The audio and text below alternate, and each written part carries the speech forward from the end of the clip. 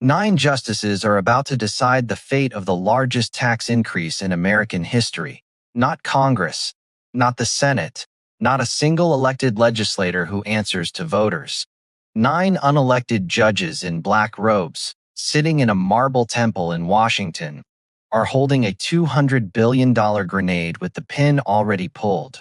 But let's get one thing straight before the cable news pundits reduce this to a scoreboard. This is not just a legal case.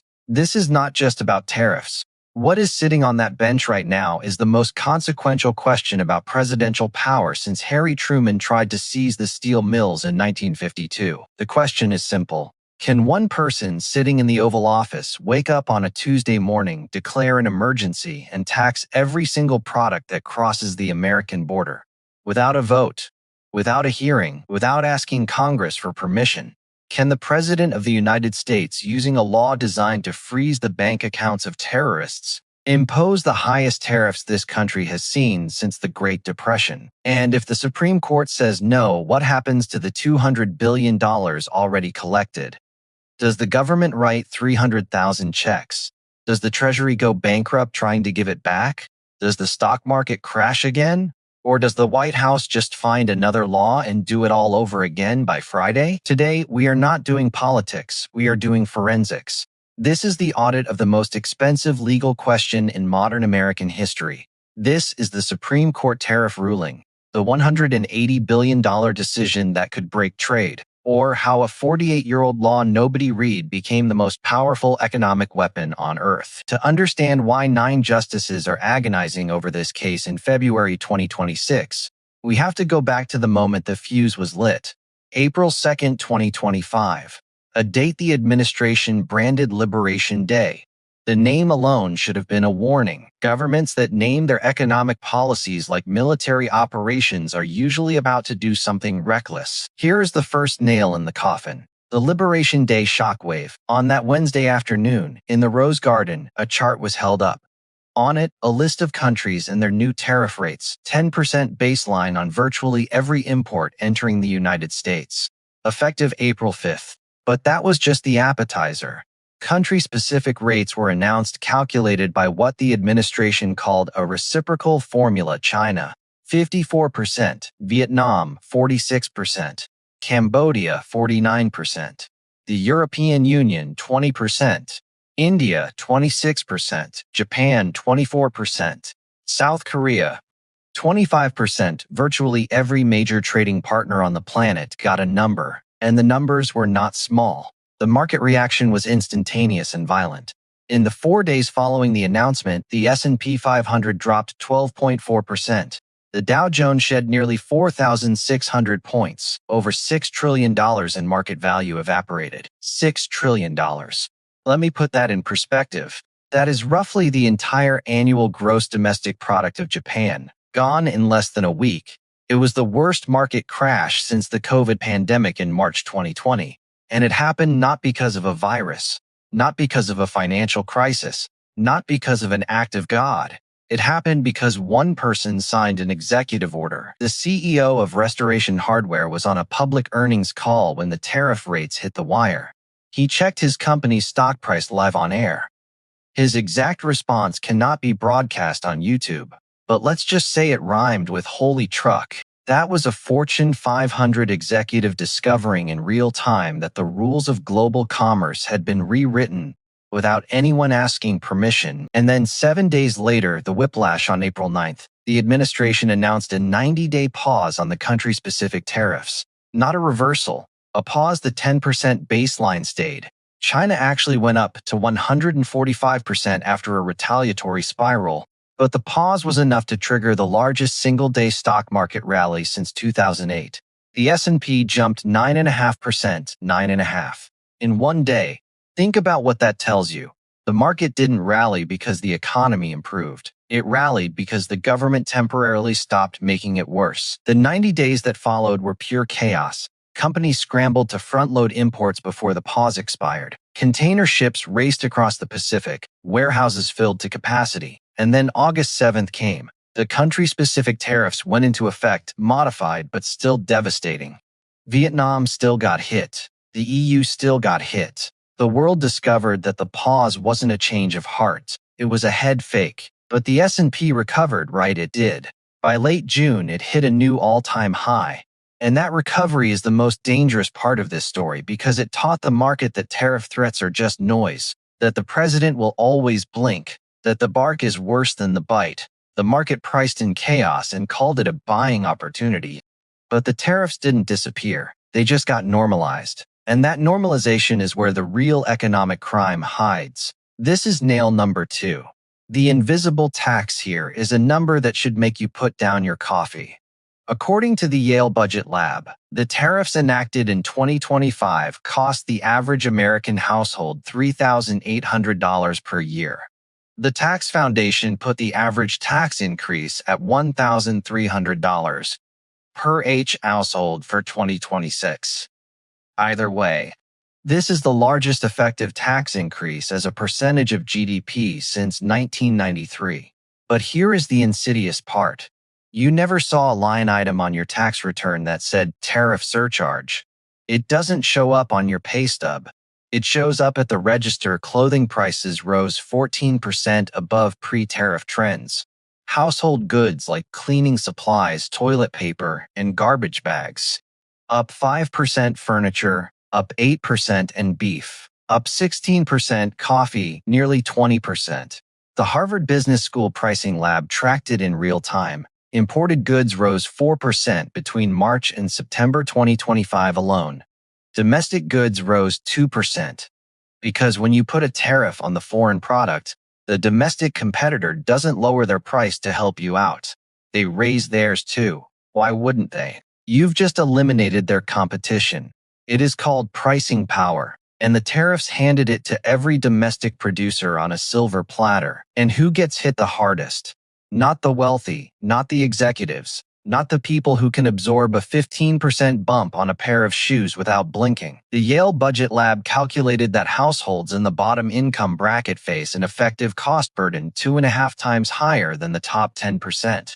3.8% of income for the poorest families versus 1.5% for the richest. This isn't a trade policy. It is a regressive tax wearing a flag pin. Let me put that in terms you can feel. If you are a family of 4 earning $45,000 a year, the tariffs cost you roughly $170 a month. That is a car payment. That is a month of groceries for a kid.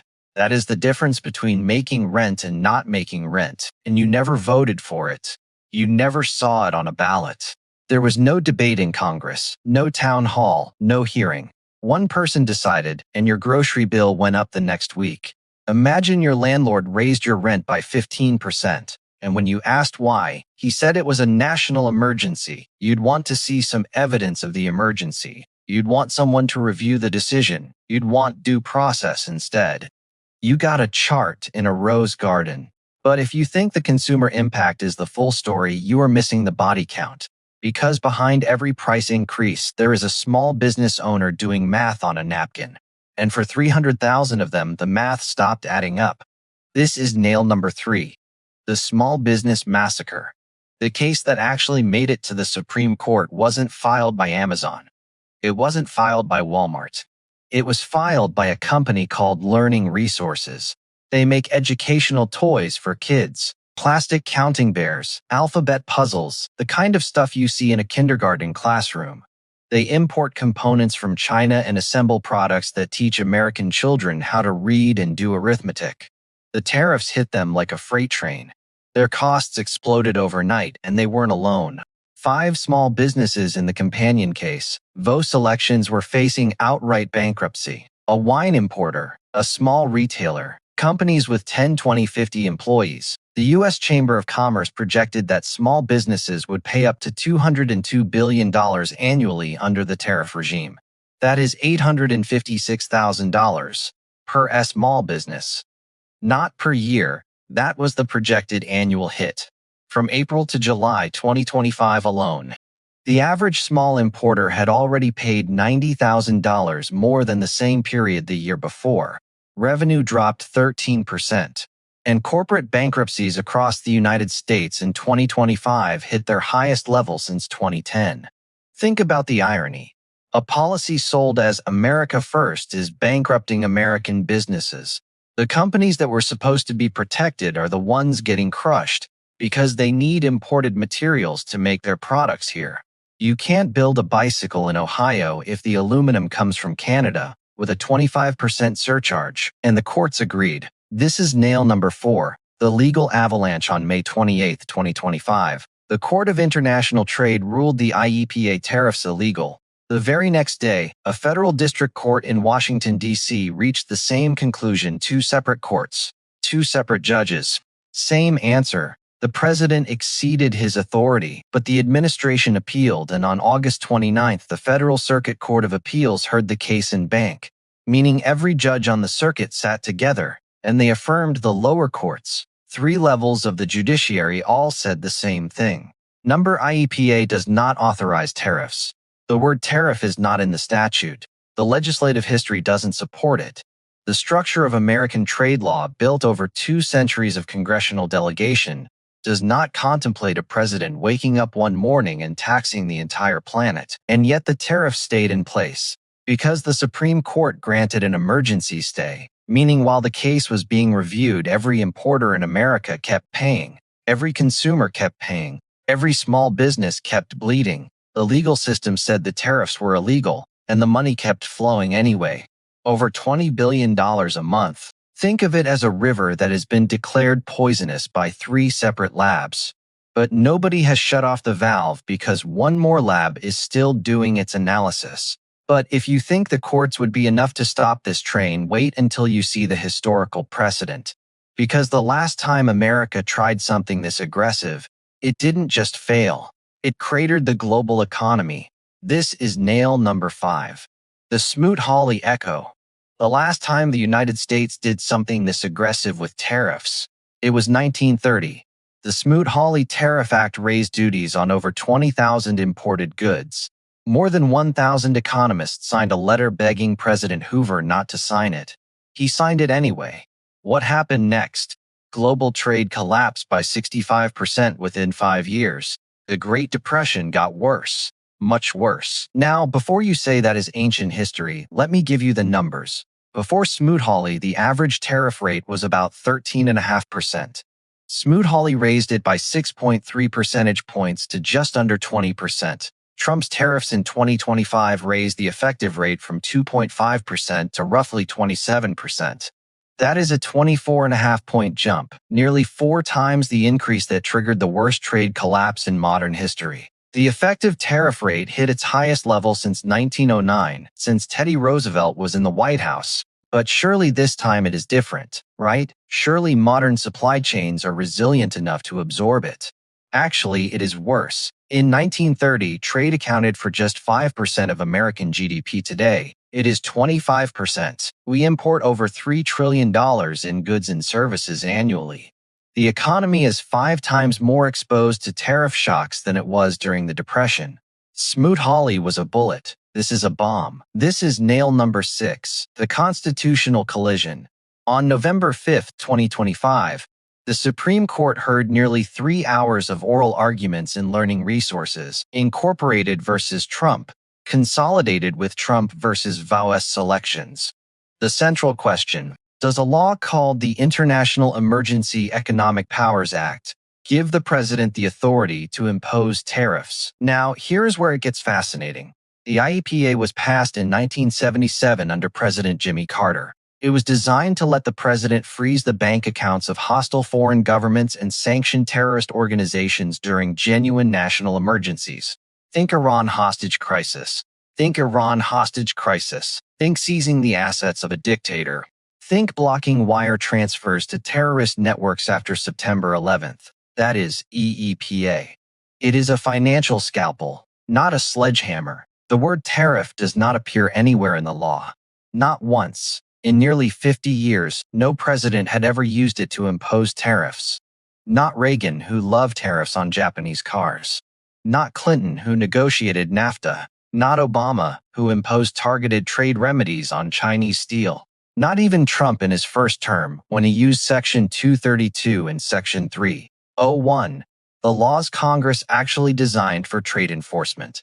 The IEPA play was entirely new, and the emergencies declared to justify it tell you everything about how elastic the word emergency has become. The administration declared national emergencies over fentanyl trafficking, illegal immigration, and trade deficits. Trade deficits. Let me repeat that. A trade deficit, which the United States has run continuously since 1975, was declared a national emergency. By that logic, the sun rising in the east is a national emergency. Congress tried to terminate the emergencies through the National Emergencies Act, which allows resolutions of disapproval, but the House changed its rules to prevent votes on the resolutions. In the Senate, Vice President Vance cast the tie-breaking vote to uphold the Liberation Day Emergency Declaration. The constitutional guardrail, Congress's power to end an emergency, was dismantled from within. The Constitution is explicit. Article 1, Section 8. The power to lay and collect taxes, duties, imposts, and excises belongs to Congress, not the President. Congress. The founders put it there on purpose. They had just fought a revolution over taxation without representation. The idea that one person could unilaterally tax the entire import stream of the world's largest economy would have made James Madison's wig spin off his head. During oral arguments, Solicitor General D. John Sauer argued that the EPA's language authorizing the president to regulate importation was, quote, a capacious verb that plainly embraces tariffs. Justice Amy Coney Barrett pushed back, noting that specific words in the statute like nullify and void have definite meanings. They pack a punch, she said, but they're not infinitely broad. Justice Sotomayor framed the core issue even more bluntly. She asked whether the statute allows the president to use taxing power to affect his personal choices. Court observers noted something remarkable. Skepticism came from both wings. Conservative justices who normally champion executive power were uneasy. Liberal justices were alarmed. The non-delegation doctrine, the principle that Congress cannot hand unlimited legislative power to the executive branch without clear standards, was front and center.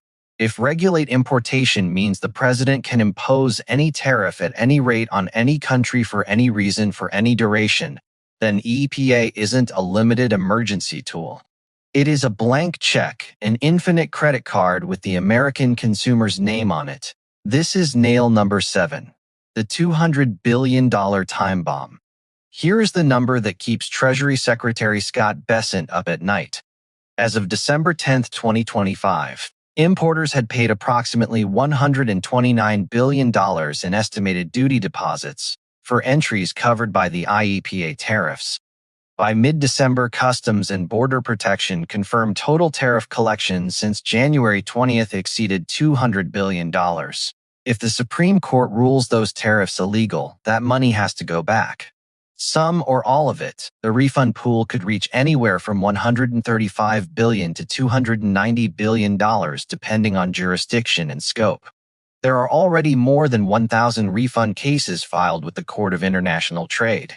19.2 million entries out of 34 million remain unliquidated, meaning the government may be forced to issue refunds automatically upon settlement. Trump himself acknowledged the scale on Truth Social in January 2026. He wrote, quote, "It would take many years to figure out how much to pay and who to pay, and it would be a complete mess and almost impossible for our country to pay."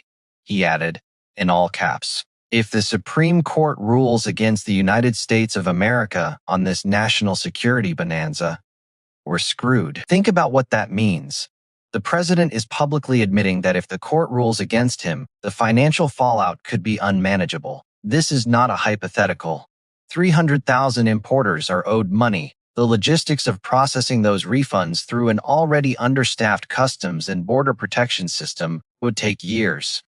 Trade attorneys are warning clients not to expect quick checks. The system simply cannot process that volume. But here is the catch-22, and this is nail number 8. The zombie tariff. Even if the Supreme Court strikes down every single IEPA tariff, the tariffs don't necessarily die. They just change clothes. The administration has been very clear. A replacement tariff plan is ready to go. The day the ruling drops, new tariffs can be imposed under entirely different legal authority. Section 232 of the Trade Expansion Act, which allows tariffs for national security after a Commerce Department investigation. Section 301 of the Trade Act of 1974, which targets unfair trade practices. Section 122, which allows the president to impose tariffs up to 15% without investigation for 90 days. And the nuclear option, Section 338 of the Tariff Act of 1930, which allows additional tariffs when the president determines American commerce is being discriminated against. This is the zombie economy of tariffs. You kill one, three more crawl out of the legal graveyard. And every business in America knows it, which is why the ruling, whatever it is, may not actually change the price of your coffee. It changes the legal mechanism. It changes the constitutional principle. But the tariffs themselves, they're like a hydra, cut off the IEPA head, and the administration reaches for Section 232. This is nail number 9. The reshoring mirage. The entire justification for the tariffs rests on one promise. Bring manufacturing back to America. Make it here. Buy it here. Employ Americans to build it. It sounds great on a podium. It sounds fantastic in a rally speech. But here is what the numbers say. In 2025, the promised surge in manufacturing jobs did not materialize. Job growth across the economy slowed significantly. The Tax Foundation estimates that if the IEPA tariffs remain in place, they will shrink the U.S. economy by 0.4% and eliminate 428,000 full-time equivalent jobs, before factoring in retaliation from trading partners. That is not a stimulus. That is a contraction wearing a hard hat. Let me explain why reshoring doesn't work on a tariff timeline. Building a semiconductor fabrication plant takes 3 to 5 years and costs $10 to $20 billion. Training the workforce takes another 2 years. Getting the supply chain in place, the chemicals, the gases, the specialized components, takes even longer. You can't just stick a tariff on a Vietnamese shoe factory and expect a shoe factory to sprout in Tennessee by Christmas. Supply chains are built over decades. They can be destroyed in an afternoon, but they cannot be rebuilt in a fiscal quarter. And even if you could rebuild them, the math doesn't work. The whole reason manufacturing moved offshore in the first place was labor costs. A factory worker in Vietnam earns roughly $2.50 an hour. In the United States, the average manufacturing wage is $29 an hour. A tariff would need to be permanent and enormous, well above 50%, to close that gap permanently. And even then, automation would likely eat the jobs before American workers filled them. The factories that come back don't employ the same number of people, they employ robots. And the retaliation hasn't been gentle. China hit back with 34% tariffs immediately after Liberation Day, then escalated further. In a retaliatory spiral, tariffs on Chinese goods hit 145%, while Chinese tariffs on American goods reached 125%. China suspended imports from certain American companies and slapped export controls on rare earth minerals, the materials you need to build the factories that were supposed to replace the imports. American farmers got hammered again. Just like in the first trade war, China redirected its agricultural purchases away from U.S. suppliers.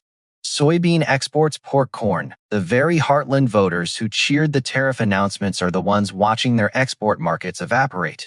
You can't sell soybeans to a country that just put a 100% tax on them. This is nail number 10. The global fracture. The tariffs didn't just reshape American trade. They accelerated a tectonic shift in the architecture of global commerce. While America was building walls around its market, the rest of the world was building bridges around America. India and the European Union announced what Brussels called the mother of all deals, a comprehensive trade agreement forged in direct response to the instability of the American market. Canada threatened with 50% aircraft tariffs and 100% levies over a trade deal with China, began diversifying its trade relationships eastward. China posted a record $1.2 trillion trade surplus in 2025, not despite the tariffs because of them. Trade simply rerouted. The global supply chain didn't break, it bent. Around the United States, companies shifted sourcing from China to Vietnam, Cambodia, and India, but then the tariffs followed them there too. Liberation Day hit Vietnam at 46%, Cambodia at 49%. It was like a game of Whack-A. Mole except every mole was an American supply chain manager trying to find somewhere, anywhere, to source materials without a 30% penalty. And the numbers tell a story that the rally speeches don't. Consumer spending growth in the United States was halved. It dropped from 2.8% in 2024 to 1.4% in the second quarter of 2025.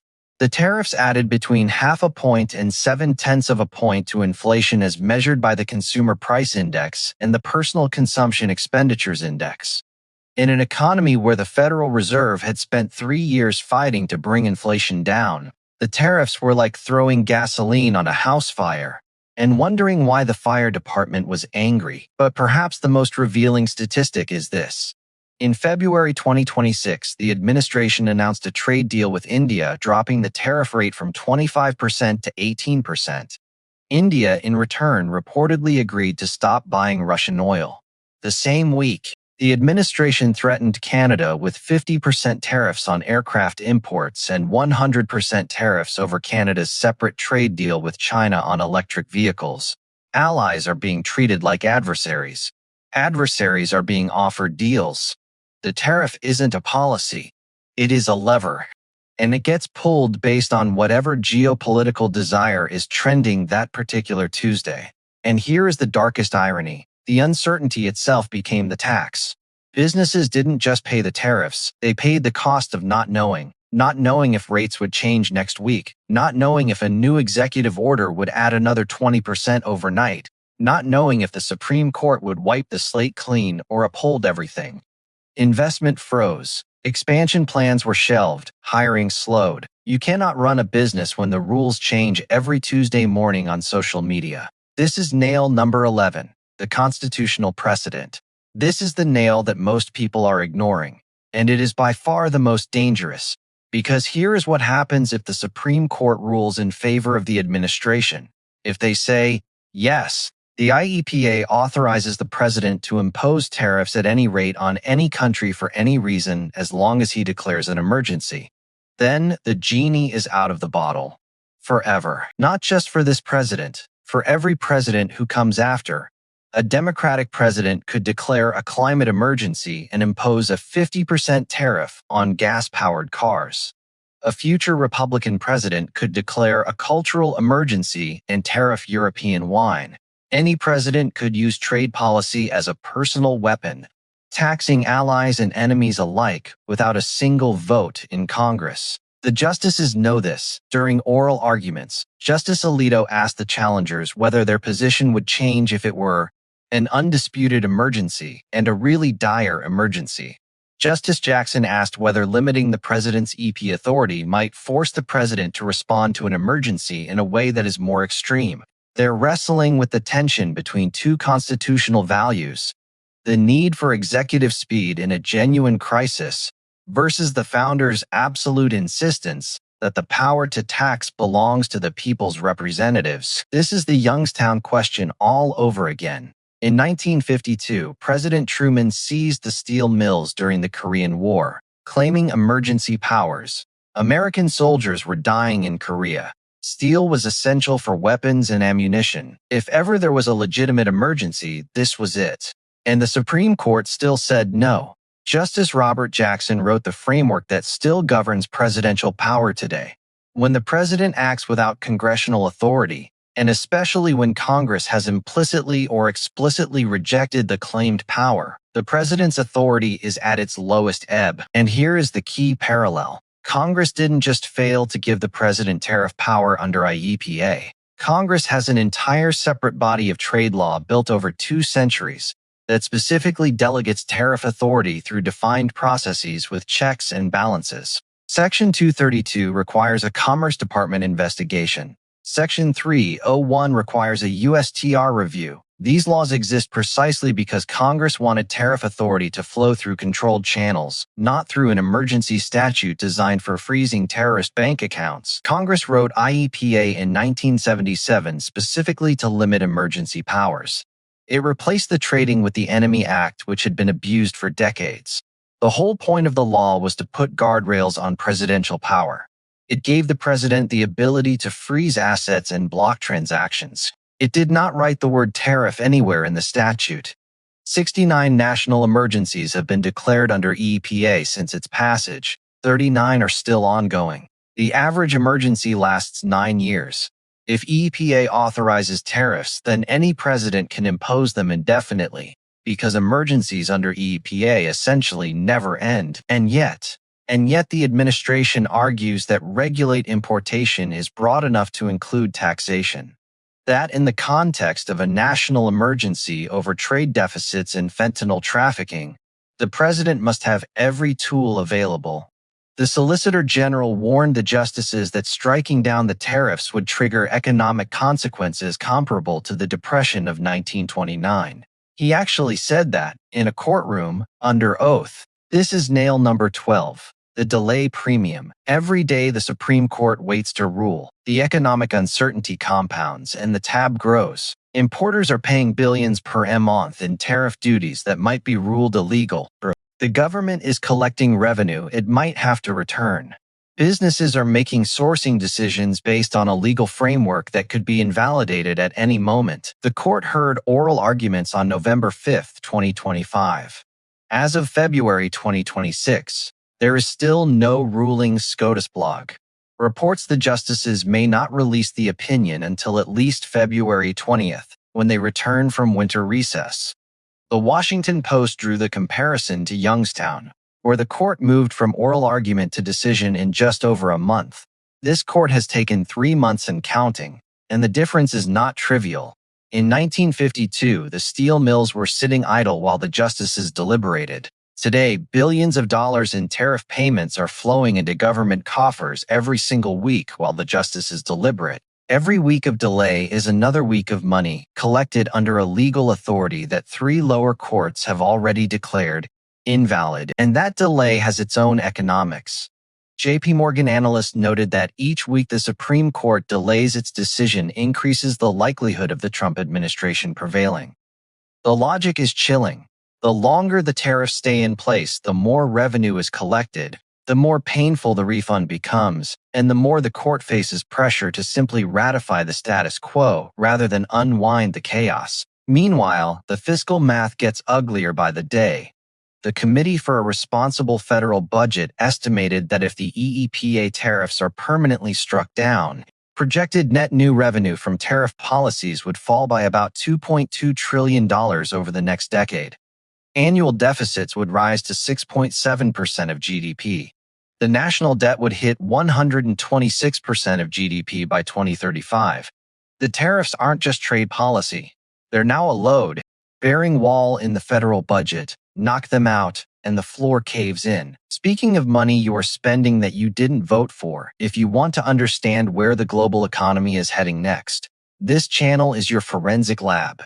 Hit that subscribe button, it is free. Unlike a 25% tariff on your morning coffee, and it tells the algorithm to keep sending you the evidence. Because trust me, whatever the court decides.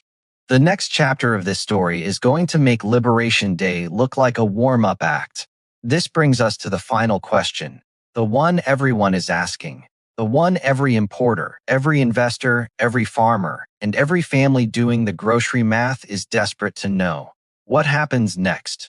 And the honest answer is that nobody knows. Not the lawyers, not the analysts, not even the justices themselves until the final draft is signed. But we can map the scenarios. Scenario 1. The court strikes down the IEPA tariffs entirely. The effective tariff rate drops from roughly 14% to about 5% overnight. Importers pop champagne briefly. The refund process begins. It takes years. The Court of International Trade appoints a steering committee to manage over 1,000 cases. Customs and Border Protection, already understaffed, has to process 19.2 million unliquidated entries. Trade attorneys are telling clients to have their customs brokers pull itemized tariff records now, because the line is going to be very long and very slow. The administration immediately pivots to Section 232 or Section 301. New investigations are launched. New tariffs are imposed within months, possibly weeks. The rate doesn't stay at 5% for long. Justice Barrett called this future, and I quote, A mess. Scenario 2. The court issues a narrow ruling. Maybe the fentanyl trafficking tariffs on Canada, Mexico, and China are legal because fentanyl is a genuine emergency. But the blanket Liberation Day tariffs are not because trade deficits don't qualify. The refund is smaller. The legal framework is murky. Some tariffs stay, some go. Businesses spend the next 5 years in litigation trying to figure out which ones apply to their products. The uncertainty, which is already the most expensive tariff of all, continues indefinitely. Scenario 3. The court upholds the tariffs. The president's power to impose unilateral trade taxes under IEPA is confirmed. The precedent is set. Every future president inherits the ability to reshape the American economy by emergency decree. Congress becomes a spectator in trade policy. The constitutional balance shifts permanently, and here is the detail that should terrify both parties. The next president might be someone you disagree with, and they will have the same power. Climate emergency tariffs, cultural emergency tariffs. Tariffs on countries that don't comply with whatever social policy the next administration favors. The weapon doesn't come with a party label. So here we are. The verdict is pending. But let's be clear about what has already been decided by the math. The numbers don't need a ruling. They've already delivered their judgment. Here is the final bill of the IEPA tariff era so far. $287 billion in customs duties collected in 2025 alone, a 192% increase from 2024. 2. The average American household is paying between $1,300 and $3,800 more per year. 3. Clothing prices up 14%. Beef up 16%, coffee up 20%. 4. Corporate bankruptcies at their highest since 2010, 428,000 jobs projected to be eliminated. 6. The effective tariff rate at its highest level since 1909. 7. Over 1,000 refund lawsuits filed. 8. Up to $290 billion in potential refund liability. 9. Global trade rerouting around the United States at an accelerating pace. 10. A constitutional question about presidential power that will define American governance for the next century. There will be a ruling, there will be headlines. There will be pundits screaming about victory or defeat. But the true cost of this experiment will not be measured in courtroom opinions. It will be measured in the grocery bills of families who never asked for a trade war, in the bankruptcy filings of small businesses that just wanted to sell educational toys, in the retirement accounts that crashed in April and the supply chains that may never fully unscramble. You cannot refund the anxiety of a small business owner who spent 6 months not knowing if her company would survive. You cannot refund the farmer who lost his export contract with China and watched his soybeans rot in a silo. You cannot refund the trust that American trading partners lost when they realized that the rules of commerce could change overnight based on a social media post. Trust is the invisible currency of global trade, and once you spend it, the exchange rate for getting it back is brutal. The founders gave Congress the power to tax for a reason, because taxation is the most intimate thing a government does to its citizens. It reaches into your pocket, it decides what you can afford, it shapes what you eat, what you wear, what you drive, where you work. The question before the Supreme Court isn't really about emergency powers or trade deficits or fentanyl. The question is whether one person should have the power to reach into 330 million pockets without asking permission. And that question has an answer that predates the IEPA by about 200 years. It is written on parchment under glass 6 blocks from the Supreme Court building. The Congress shall have power to lay and collect taxes, duties, imposts, and excises.